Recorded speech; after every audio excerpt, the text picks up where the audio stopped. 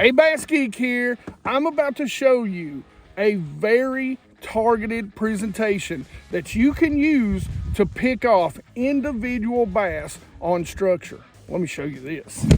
All right, geeks, so for all of you all that haven't seen the videos on the free rigs, I'm gonna leave a really good one for you at the end of this video. So make sure you stay till the end.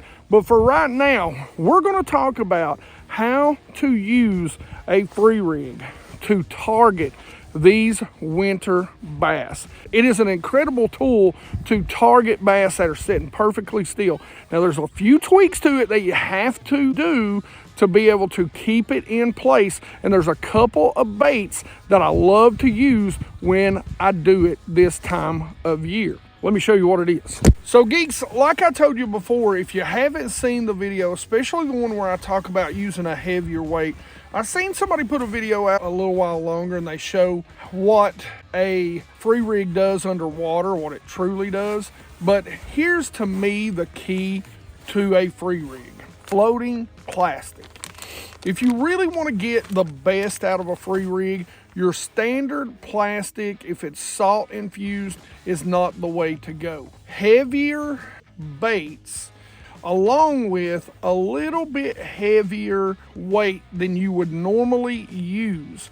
And why I say that is because what this does is this floating plastic, whatever brand you want to use, as that heavier weight drops, the plastic will try to float, and so they'll pull away from each other on the drop. I know there's a lot of other baits or other weights out there that don't have what this right here does. I don't even know if Angler Tungsten makes these anymore in the free weights.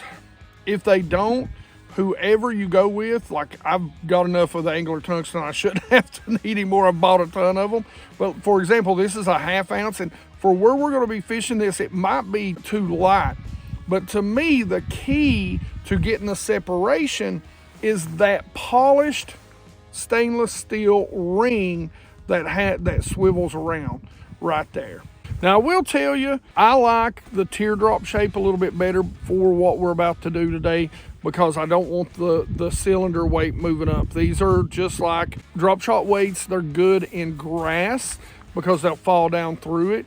But right now this is kind of what I've got in this size. So it'll work, we can make it work, but I really like them to stand on end like that for the technique I'm about to show you today.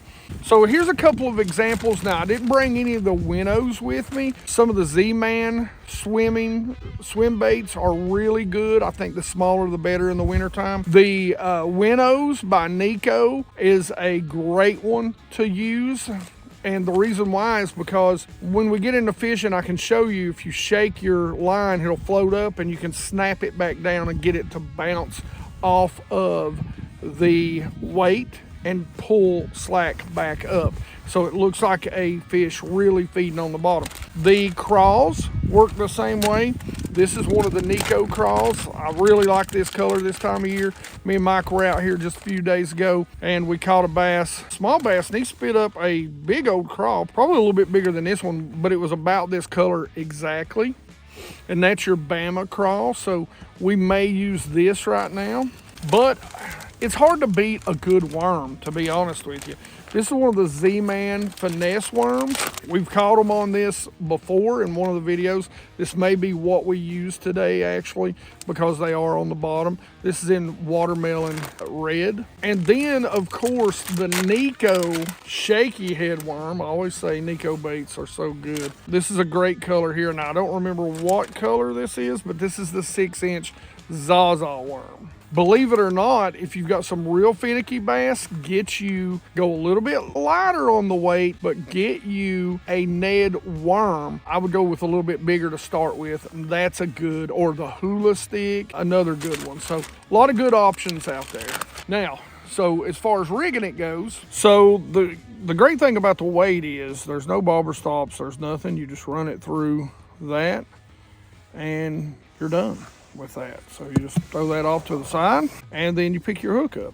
So we're going to be using a 3/0 worm hook. The lighter hook that you can get away with, the better, because it's going to allow the bait to to float more. We're just going to tie a pit seam knot. Go around about 5 to 7 times. Come through, start to pull, moisten. And with this, because it slides, you want to moisten all the way down so that it slides nice and easy. You don't burn your line. And then you just cut that tag in. Now, like I said, we're going to throw the Z-Man finesse worm today. We are going to Texas rig it. So we're just going to come through the nose of the worm, slide that up. We're going to try to get it over, there we go, to the knot. And then we're just going to size that up right there. We're just going to bring it in just to where that point is sticking slightly out. There we go. Not the straightest in the world, but that will work. Now, when we talk about rod reel line, this has to be one of my favorite. It is the best bang for the buck from TFO, and that's the Professional Series. This is one that I picked up like a year ago, and they have upgraded since then. So they've made something good even better. The TFO Professional Series, I think it runs in that 130 range. I'm telling you, geeks, you need to go check these out. Now, this is a 7-foot medium. It's what we're going to be using today. So this is a Daiwa. I'm not sure if they make these, but again, I'll put links in the description anymore. This is a Daiwa, and I'm going to butcher the name of this. I never say it right.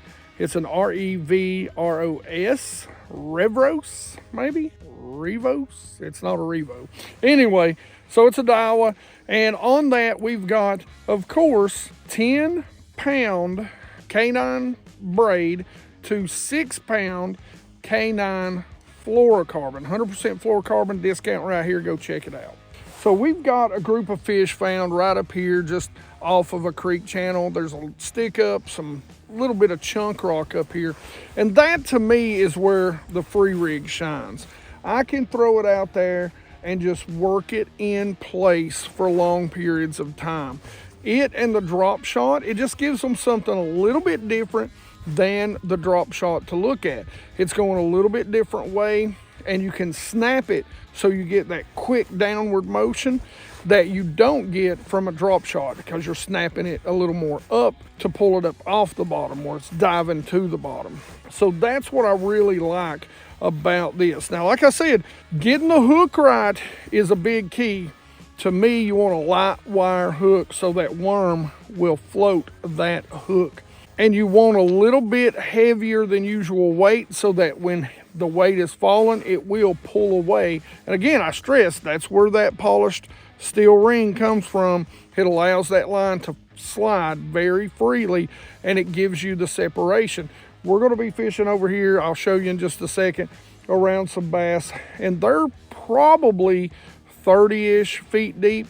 So by the time this half ounce gets down there, this worm is going to be deep. Now, one of the things that I do like to do, this is some of the all-in tackle. Again, not sponsored by them, but this is something that I like to put on my worm so that I can see it a little bit better as it's floating above the bottom down there. And this is the enhanced jar jelly. It's 4 forward-facing sonar. You just squeeze it out, rub it on the worm, and you're good to go. So the great thing about this is you just cast it out there and you let it fall. Now, again, I love using it with my forward-facing sonar because I can be very precise with it. You don't have to do that. You can fish it, drag it around. If I was fishing blindly, I would very much recommend you hopping the bait a lot more, getting it up off and letting that weight fall, and then let it sit there with that bait above it a little bit.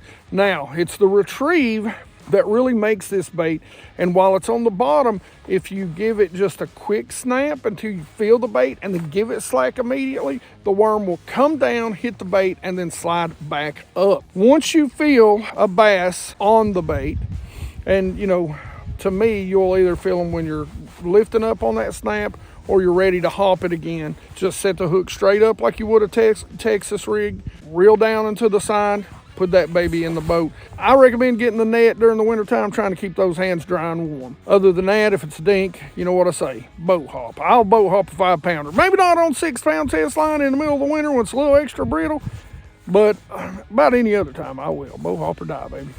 All right, geeks, I hope this helps you out. Like I say, I really like the free rig when I'm target fishing. Like if you're throwing it around docks this time of year, wood, it's really good around there. And you can upsize this and throw it into some pretty heavy cover too. Don't be afraid to do that. That's a video for another day. If you want to see a little more in-depth and some really cool underwater footage, the lake's a little dirty today, so we're not getting a lot of underwater footage. Make sure you go and check out this video right here that we did a couple years ago. We really show how well it'll work underwater. As always, questions, comments in the comments section below. Like it if you like it. Don't forget to subscribe. Make sure you ring that bell so you'll be part of the 100% Watch Squad, and you geeks rock.